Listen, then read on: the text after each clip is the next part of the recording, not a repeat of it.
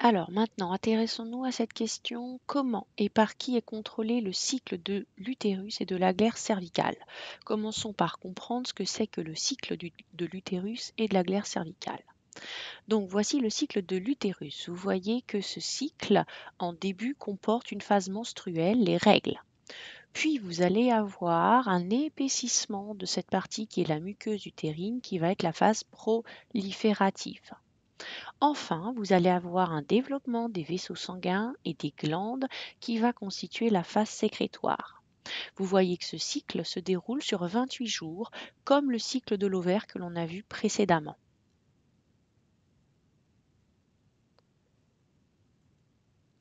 Donc, regardons des lames au niveau de l'utérus. Vous avez ici le muscle utérin, la muqueuse utérine après les règles. Donc, vous voyez qu'elle n'est pas totalement éliminée, d'accord? La partie éliminée, ce sera cette partie-là, d'accord, l'épaisseur.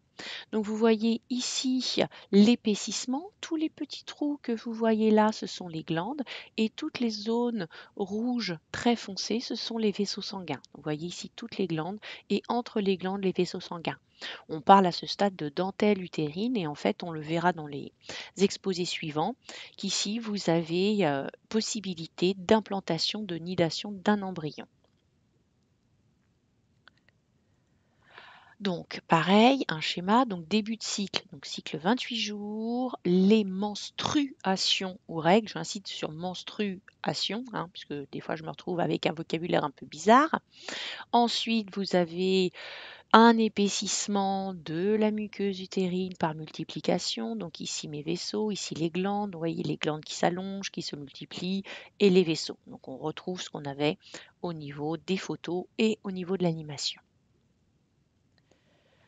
Donc, qu'est-ce qui contrôle? Eh bien, regardez.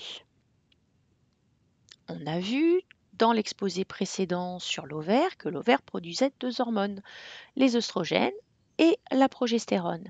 Eh bien, c'est l'ovaire qui va, par l'intermédiaire de ces hormones, va contrôler le cycle de l'utérus. Donc, j'attends que ça reprenne un début de cycle. Donc, le début de cycle, ça va être la chute, la diminution des hormones, donc les règles. Un petit follicule grossit, il produit de plus en plus d'œstrogènes, la muqueuse s'épaissit. Corps jaune, progestérone, les glandes et les vaisseaux sanguins se développent. Donc, vous avez une commande de l'utérus par l'ovaire, par l'intermédiaire des hormones œstrogènes et progestérone.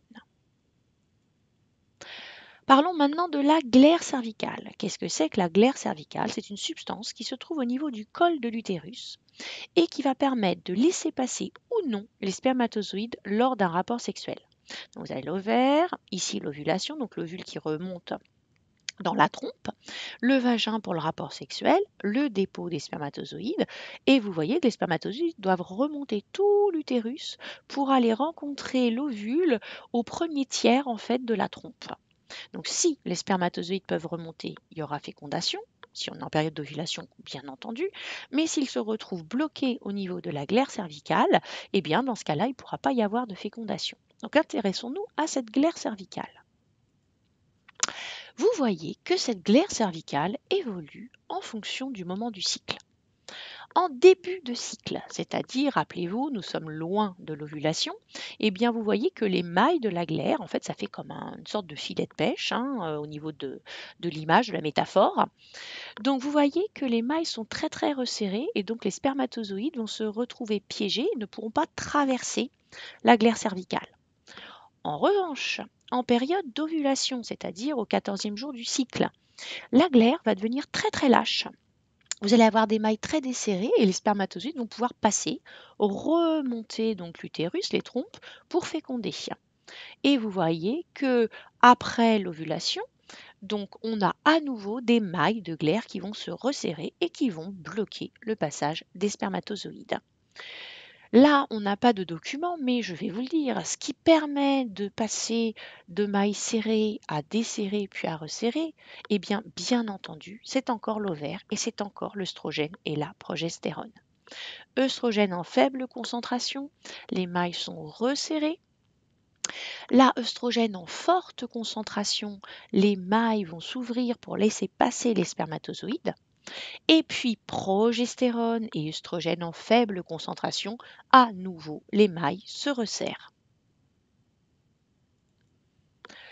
Quel lien y a-t-il entre la composition de la micropilule du coup et la glaire cervicale? Regardons. Filance de la glaire. Alors, filance, c'est la taille des mailles. Plus la filance est importante, plus les mailles vont être lâches et donc du coup laisser pouvoir passer les spermatozoïdes. Donc, vous voyez que sans pilule, on retrouve bien ce qu'on a vu au niveau de mes photos. Quand je me rapproche de l'ovulation, les mailles deviennent de plus en plus lâches et en dehors, ça se resserre. Eh bien, vous voyez qu'avec une pilule microprogestative, la taille des mailles reste toujours resserrée. Ce qui veut dire que là, on va bloquer le passage des spermatozoïdes. Et si on bloque le passage des spermatozoïdes, eh bien, il n'y a pas de fécondation. Donc, on a bien un mode contraceptif. De quoi a besoin la muqueuse utérine pour se développer et permettre l'anidation?